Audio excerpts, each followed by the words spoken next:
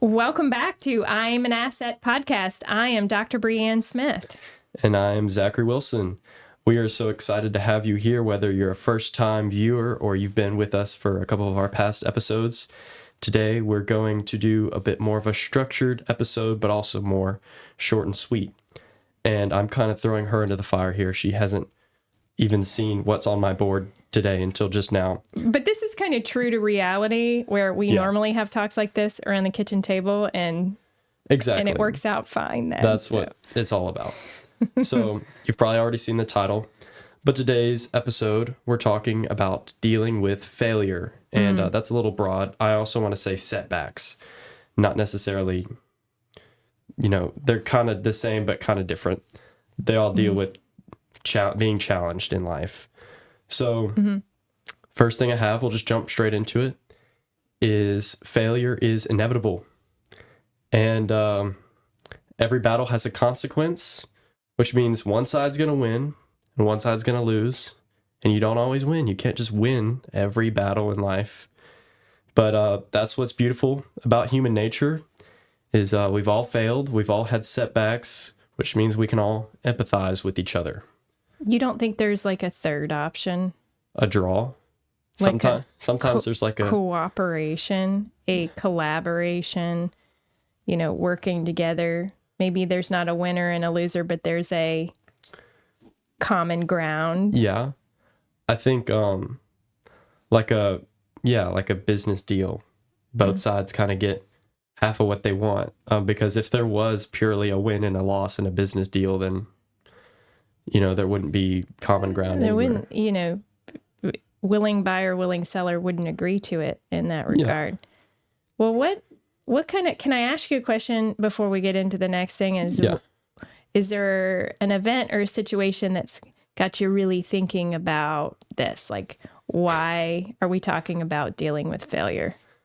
Well, I was going to say a joke, but no, I'll just say what I just said.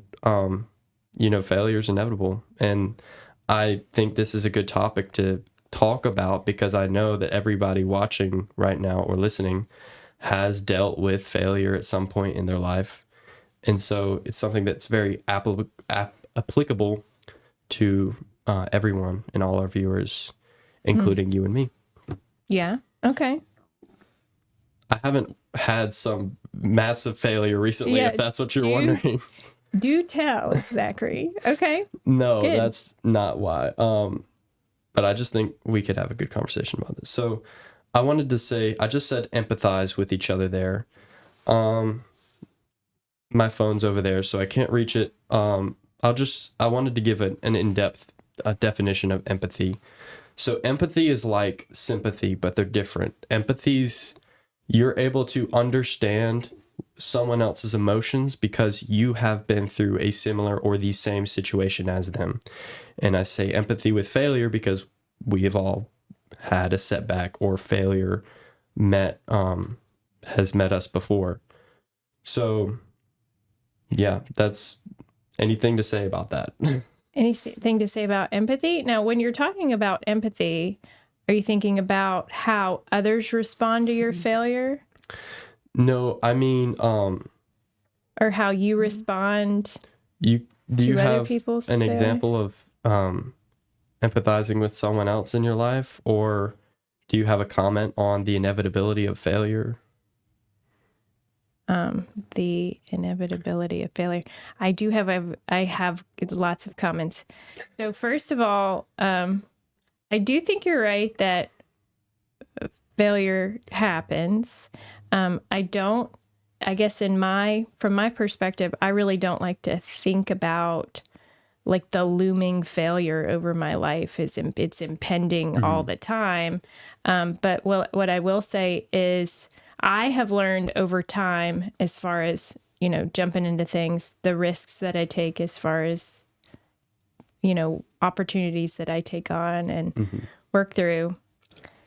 I quickly work through things and don't think about it and don't let it take me down. So when you think about a setback or a failure, you could literally let it take a whole nother several weeks from you if you just let it take you down mentally, and instead of it just being, whoop, I messed that up, let me go ahead and reset. Yeah. You can let it drag on and on and on. So I think a quick recovery is important to think about there as best you can.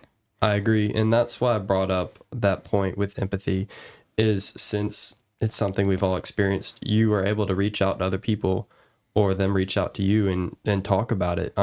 We're very, I say humans like I'm not human. Humans, we are very interesting in that regard. You know, you don't really see animals. Some may, but in nature, you don't see creatures that are as intelligent as us, that are able to comprehend each other's experiences and emotions. It's something that's very unique to us, and we should take advantage of it. And I didn't mean to say failure is inevitable, like you should constantly have that looming over your head and have that be an excuse not to do anything or try anything or take any risks. I mean, you're an entrepreneur, you're a business owner. By nature, you chose to take the risk of failing, as that was the kind of downside to having the upside of making a potentially higher profit. Mm-hmm. Yeah. You want to go to the next one, or can I circle back to empathy, because I want to know what the tie-in here is, because you said something like people being empathetic to your failure, you being empathetic to other people's failure. Is that really what you were getting at, or is it more? So it's not the main point. It was kind of just a reassurance, because since we're talking about dealing with failure,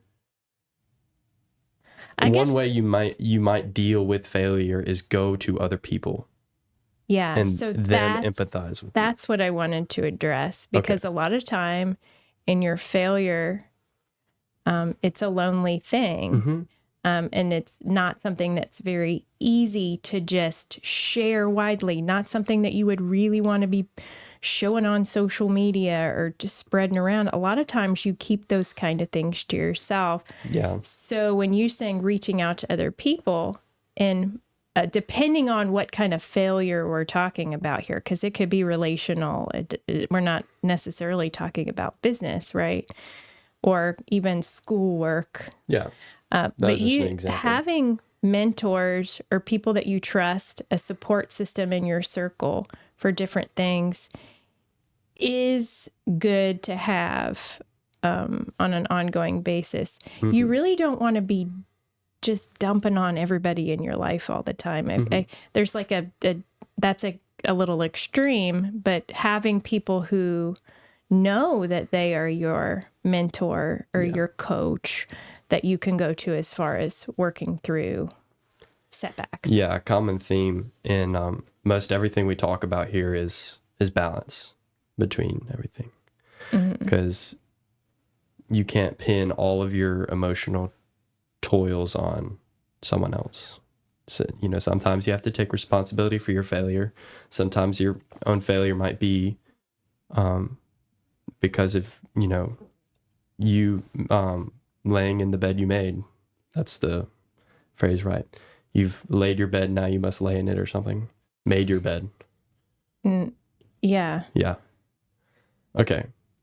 I messed that one up. Let's move on. We might circle back to that one, because I feel like I have more to say, but maybe we'll come back to it. Yeah, this is a big topic. It's kind of, we could probably do a second episode on it, but today was supposed to be a shorter episode. Okay, well, let's keep rolling. So the next point I have is, it's okay to be upset. It's how you handle it that counts. So true. Do you want me to comment on that? Why don't you start? Okay. So this is actually what I was just thinking about when you were talking about being an empath, because I was reading an article or saw some story about an HR person talking about the empath in your office. She was talking to business owners. Every office has many employees. There's the most empathic person in the office, and that's the person that people go to with their problems. And it's actually typically one of your better employees is your empath, and everybody in the office, instead of going to their own therapist and their own support system, are dumping all of their problems on this one or few people in your office that are willing to listen. And it's actually making that employee either unproductive or very unhappy in their job because they're just listening to other people's problems all the time. And so that's one thing that I wanted to mention was that when you're upset, really having the right chain of who to talk to. And it's not, believe it or not, it's not your coworkers. It's probably not your coworkers. It should be maybe an outside coach or therapist that you're talking to on a regular basis. What's funny is I hear about kind of a similar situation. It's typically in relationships, and it's the guy when the girl's complaining to the guy, and so the girlfriend is like just talking about her day, not necessarily complaining, but just, you know, maybe venting is a good word about what they're going through. And the guy, instead of being empathetic, I'm fine talking about this because I know that I am this guy. Instead of being empathetic, I'm just immediately problem solving. Yeah. And they're like talking about their problems, and I'm like, solution. And they're like, I don't want solutions. And I'm like, but you can fix. They're like, stop. That's not really the main point of today, but that's just a little. I think you hit on something that I've heard a lot too, Zachary, especially about, listening to your perspective, being in relationships as a man. It is quite common for the guy in the relationship to want to be fixing things. And because, that's innately put inside of you to feel that way. And, but sometimes, from a woman's perspective, we don't really want you to fix it. We just want you to listen. Yeah. So there's a little relationship advice for you on Weren't expecting that today. Tell them they're an asset. That's all you need to do. Anyway, so let's see. This one's the next point is kind of similar to the first. Mistakes are going to happen. That's how you learn. So mistakes are going to happen. That's kind of like failure is inevitable. I already said that. But then I made the point of that's how you learn. There's literally a quote from. No, I'll talk about that the next point. So if you never make mistakes, how are you supposed to get better? Think about that. Yeah, I mean, and also, like, if you never really venture outside of the same every day, you really will have a very hard time experiencing growth or even goals that you have in your life, because a lot of times when we're growing, it involves reaching and doing things that are outside our comfort zone or different from what we're currently doing. And in that process is trial and error. Like you try things out and sometimes they don't work. But that, circling back to what I was just saying, is when something doesn't work, immediately just trying something else or going, analyzing what was wrong with that possibility and then doing it a different way again and just keep plugging away. And the quicker turnaround on that you can make it, the better. And at least from my perspective, as far as business owner and things that I've been working on. Because every time you go through a trial run, and it doesn't work out perfectly, you change it and tweak it a little bit every time and run another trial and experiment more. And you learn and fail and learn, and every time until you eventually get the ultimate product. That's the broad moral there. A good example of like maybe how that's playing out right now for me is I am very very much interested in learning artificial intelligence and the latest and greatest technology.